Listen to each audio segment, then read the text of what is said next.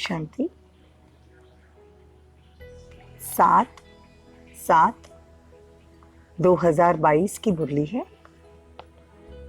ज्ञान के सागर, आनंद के सागर शिव परमात्मा कहते, मीठे बच्चे, 21 जन्मों के लिए रावण की जंजीरों से लिबरेट होना है तो बाप की श्रीमत पर चलो। बाप आते ही है तुम्हें सब दुखों से लिबरेट करने। प्रश्न है, सबसे भारी मंजिल कौन सी है जिसका पुरुषार्थ बहुत काल से चाहिए? उत्तर है, अंत काल में एक बाप की ही याद रहे और कोई भी याद न आए। यह बहुत भारी मंजिल है। अगर कोई याद आया तो इसी दुनिया में जन्म लेना पड़ेगा। इसीलिए बहुत काल से शिव बाबा की याद में रहने का अभ्यास करो। देखो बाबा आज अंडरलाइन करवा रहे कि बहुत काल से हम जिसको याद करेंगे ना उसकी ही हमको अंत में याद आएगी। दूसरा प्रश्न है, कई बच्चों की अवस्था चलते चलते डामाडोल होती है। क्यों? क्योंकि पक्का निश्चय नहीं। जब निश्चय में कमी आती है तो पारे की तरह अवस्था नीचे ऊपर डावाडोल होती है। कभी बहुत खुशी रहती है, कभी खुशी कम हो जाती है। गीत है भोलेनाथ से निराला। ओम शांति। बच्चे समझते हैं कि हम भोलानाथ शिव बाबा के सम्मुख बैठे हैं और ब्रह्मा मुख द्वारा यह सहज राजयोग भी सीख रहे हैं। सब वेदों शास्त्रों का उपसार बाबा समझाते हैं। यह बच्चों की ही बुद्धि में बैठा है। ब्रह्मा द्वारा स्थापना तो ब्रह्मा द्वारा ही सभी वेदों शास्त्रों का सार सुनाएंगे ना। बाबा आएंगे तो वेदों शास्त्रों का सार ब्रह्मा द्वारा सुनाएंगे। तुम बच्चों को ये सब कौन समझाते हैं? परमपिता परमात्मा भोलानाथ शिव। वो निराकार है, इसीलिए हर बात ब्रह्मा द्वारा समझाते हैं। परमात्मा निराकार है तो हर एक बात ब्रह्मा द्वारा समझाएंगे। जिसको समझाते हैं वो फिर औरों को समझाते हैं। अगर नहीं समझा सकते तो गोया वो खुद भी नहीं समझते, अर्थात बेसमझ है। बाबा कहते हैं कि मैं तुमको रावण की जंजीरों से छुड़ाने आया हूँ। रावण ने तुमको बेसमझ बना दिया है ना। तो बाबा कहते रावण ने तुम्हारा पूरा राज्य छीन लिया, तुमने वर्षा गवा दिया। रावण राज्य के कारण तुम पतित, बेसमझ, कंगाल बन पड़े। तो तुम समझते हो कल्प पहले हमको बाप ने समझदार बनाया था, अभी माया के गुलाम बन पड़े हैं। संपत्ति के गुलाम नहीं, माया रावण के गुलाम है। मतलब 5 विकार जो हमारे हर एक आत्मा के अंदर है, हम उसके गुलाम हो गए हैं। बाबा रावण मतलब ये 5 विकारों से छुड़ाने आए हैं। 5 विकारों की जंजीर में हम बंधे हुए हैं, शोक वाटिका में है। बाप आकर हर एक बात राइट बताते हैं। इसीलिए तो बाबा को राइटियस कहते हैं, रावण को अनराइटियस कहते हैं। और आधा कल्प राइटियस का राज्य था, आधा कल्प अनराइटियस राज्य था। तो बच्चे जानते हो, हम बच्चे जानते हैं कि हम भगवान के बच्चे बने हैं। भगवान खुद कहते हैं तुम हमारे बच्चे हो।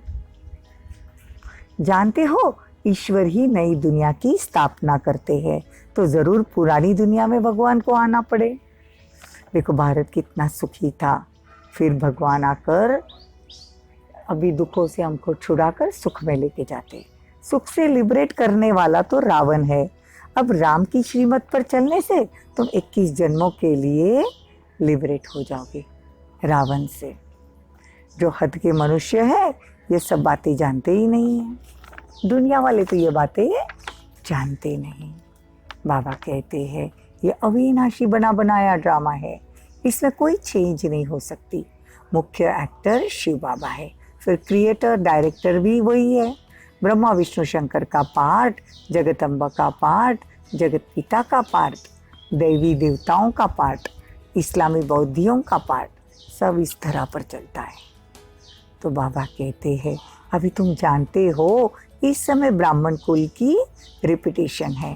प्रजापिता ब्रह्मा से ब्राह्मण कुल की स्थापना होती है। ब्राह्मण संप्रदाय कहा जाता है ना।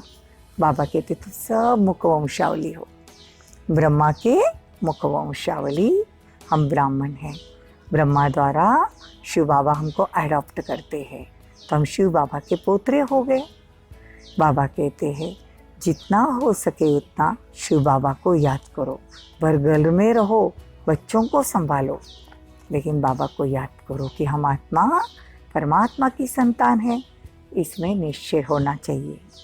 पूरा निश्चय न होने से ये अवस्था डामाडोल होती है।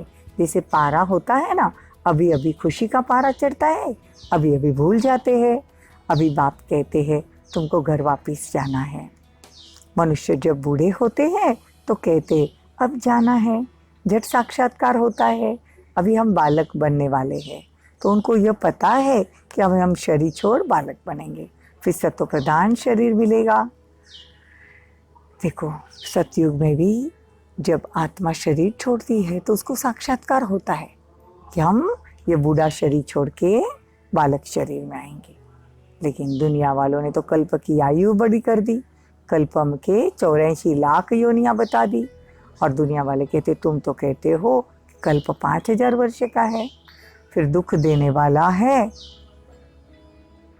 फिर दुख तो देखो कितना है, लाखों वर्ष आयु लगाने से समझते 84 लाख जन्म होंगे। अब बाप बैठ समझाते हैं ये कभी नहीं भूलना चाहिए। स्टूडेंट टीचर को कभी भूलते हैं क्या? अगर स्टूडेंट है तो टीचर को भूलते हैं क्या? तो बाबा कहते हैं बच्चे जितना हो सके परमात्मा को याद करो। ज्ञान सागर पढ़ाने वाला है, ये कभी नहीं भूलना चाहिए। बस एक बाप को याद करो तो अंत काल में बाबा ही याद आएगा। बाप कहते हैं मंजिल बहुत भारी है, सावधानी से सीढ़ी चढ़कर संभल कर चलना है, एक दो को सावधान करते रहना है, शिव बाबा को याद करते रहो। बाप कहते बच्चों को समझाता हूँ इन गुरुओं का उद्धार भी तो माताओं द्वारा होने वाला है। देखो बहुत बड़ी बड़ी बातें आज बाबा हमको अंडरलाइन करवा रहे हैं। बाबा कहते माता को ही निमित्त रखा है, जगत अम्बा मुख्य है, उनको देखो कितना प्रभाव है। ब्रह्मा का इतना प्रभाव नहीं, सिर्फ पुष्कर का एक मंदिर है। और देखो माता जी के तो कितने सारे मंदिर है, इसमें मेले लगते हैं। बाबा कहते हैं कि अब सबकी उतरती कला है, मैं तुम सबको ऊपर ले जाने आया हूँ। तो बाबा कहते हैं कदम कदम पर दुख बढ़ता ही जा रहा है, इसीलिए मैं तुम्हारे पास आया हूँ। तुम बिल्कुल समझदार थे, अभी बिल्कुल बेसमझ हो गए हो। और बहुत बाबा कहते समझाता हूँ, लेकिन फिर बाहर जाने के बाद बेसमझ हो जाते हैं। तो जितना हो सके बाबा को याद करते रहना है। देखो बाबा कहते हैं कि ये तुम्हारा ईश्वरीय जन्म है और तुम्हारा ईश्वरीय जन्म सिद्ध अधिकार भी है, heavenly God fatherly birth right है। हम अपने स्वर्ग की स्थापना कर रहे हैं, राज्य करने के लिए लायक बन रहे हैं। वही हमको पढ़ाते भी है, लायक बनाते हैं। बाबा को याद करने के लिए युद्ध चलती है। बाप बैठ रास्ता बताते हैं कि क्या करो, तुम कर्मयोगी हो ना। बाबा कहते हैं जितना जितना तुम अपने से ऐसी बातें करोगे, देखो यहाँ तो कितना दुख है, कितनी बीमारियाँ हैं, कैसी कैसी गंदी बीमारियाँ बाबा कहते निकली है। आगे थोड़ी थी, कैंसर की बीमारी का तो नाम भी नहीं सुना था। स्वर्ग में कोई बीमार नहीं होता, जब असुरी राज्य शुरू होता है तो ये गंदी बीमारियाँ भी शुरू होती है। यह भी ड्रामा बना हुआ है। स्वर्ग में कितनी सुंदर गायें होती है। कहते कृष्ण के पास ऐसी ऐसी अच्छी गायें थी तो उनको भी ग्वाला बना दिया। कृष्ण को कोई ग्वाला थोड़ी था। तुम कहेंगे शिव बाबा ने ये चैतन्य ह्यूमन गाय चराई है, मतलब हम सब माताएं जिनको बाबा ज्ञान सुनाते हैं, ज्ञान घास खिलाते हैं, ज्ञान का कलश माताओं पर रखते हैं। बाबा कहते हैं अब मैं जो हूँ जैसा हूँ और जो सुनाता हूँ वो सुनो। पहली बात है मन मना भव, मुझे याद करो तो विकर्म विनाश होंगे। यह है बहुत सहज उपाय। अच्छा, मीठे मीठे सिकिलदे बच्चों प्रति माता पिता बाप दादा का याद प्यार और गुड मॉर्निंग। रूहानी बाप की रूहानी बच्चों को नमस्ते। हम रूहानी बच्चों की रूहानी माता पिता बाप दादा को याद प्यार, गुड मॉर्निंग, नमस्ते, थैंक यू, बहुत बहुत शुक्रिया। धारणा के लिए मुख्य सार। बाप की श्रीमत पर सबको रावण की जंजीरों से मुक्त कर जीवन मुक्त अवस्था, जीवन मुक्ति का वर्षा देने की सेवा करनी है। एक बाप से ही सुनना है, बाकी जो सुना है उसे भूल जाओ। मंजिल भारी है, इसलिए एक दो को सावधान करते बाप की याद की उन्नति दिलाओ। वरदान। सत्यता की हिम्मत से विश्वास का पात्र बनने वाले बाप का व परिवार का स्नेही भव।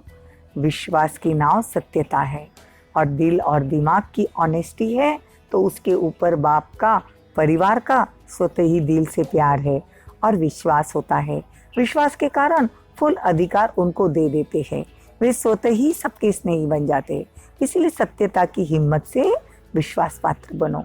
सत्य को सिद्ध नहीं करो, लेकिन सिद्ध स्वरूप बन जाओ तो तीव्र गति से आगे बढ़ते जाएंगे। स्लोगन। सबसे अधिक धनवान वह है जिनके पास शांति और पवित्रता का खजाना है। ओम शांति। ओम शांति।